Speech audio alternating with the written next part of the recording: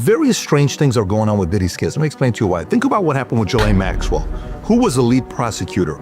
The same person that when Epstein was being held accountable was the same lead prosecutor that is now with Diddy. Was Diddy involved in Epstein's mysterious death?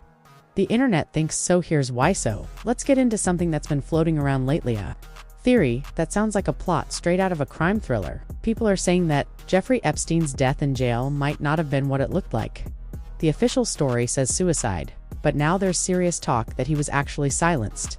Be connected. At first glance, that sounds ridiculous. Two completely different men from different worlds, right? But once you start digging through their histories, their circles, the lawsuits, the whispers, and the dark rumors, well, the lines start to blur. There are far too many similarities for people not to start wondering. Could Epstein have known something about Diddy that put a target on his back? And could Diddy have gone to great lengths to protect himself? Let's walk through everything step by step. Epstein's mysterious death, a cover-up. Jeffrey Epstein was a wealthy financier with serious ties to the elite. He owned private islands, had planes flying back and forth full of guests, and was connected to politicians, celebrities, and billionaires. But what made him infamous were the accusations trafficking underage girls, abuse, and running a network of high-profile people engaging in unspeakable behavior. He was arrested, locked up, and waiting to stand trial.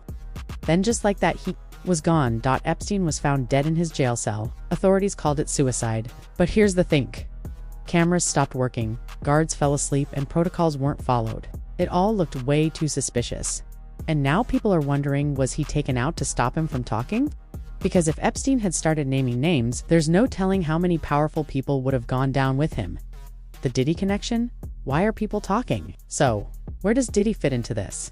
Diddy, also known as Sean Combs, is facing a flood of lawsuits. Some accuse him of trafficking, violence, and running a secret world of abuse behind his flashy public image. And just like Epstein, Diddy is surrounded by fame, wealth, and people willing to do anything to protect their brand. Now, let's be clear about that. But the internet doesn't need paperwork to start linking the dots. People are looking at the bigger picture, the patterns, the power, and the possibility that both of these men were part of a much larger system.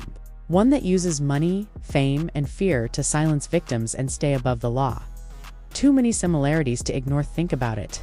Both Epstein and Diddy were connected to influential people, were accused of running secret operations involving abuse. Allegedly had teams helping cover things up, collected videos or evidence to blackmail or threaten people, surrounded themselves with a list of elite guests, operated for decades without being stopped. That's a lot of overlap. Epstein reportedly used his massage appointments as a front to abuse minors, while Diddy is accused of hosting disturbing private events, nicknamed freak-offs, where people were reportedly forced to take part in sexual acts. In both cases, these weren't isolated moments. These were systems organized, protected, and very dark. And that's why people are asking, did Epstein know something about Diddy? Something big enough that if exposed, could destroy Diddy's empire. The guest list: Epstein had politicians, royalty, and billionaires coming through. His infamous Black Book and flight logs were packed with recognizable names. Meanwhile, Diddy kept company with music icons, Hollywood stars, fashion moguls, and more. His network is just as glittery and just as secretive. This is where theories get even deeper. People are asking, were these two men just products of the same system? Were they connected by more than just their reputations? And if that's true, it makes sense why someone would want him silenced before trial. Diddy, Epstein 2.0. That's right. Diddy is now known as prisoner number 37452-054. Or, a shorter way to say it is Epstein 2.0. No wonder he's on suicide watch. Let's fast forward to Diddy's legal troubles. Over the past few years, victims have come forward with disturbing claims. They describe being lured into private spaces, forced to do things against their will, and silenced by threats or payments. It's almost a carbon copy of the Epstein setup.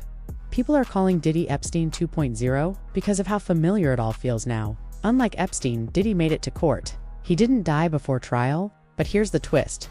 Despite serious allegations including sex trafficking and conspiracy, he was only convicted on 2 lesser charges: transporting someone across state lines for prostitution compared to everything he was accused of. That's incredibly light.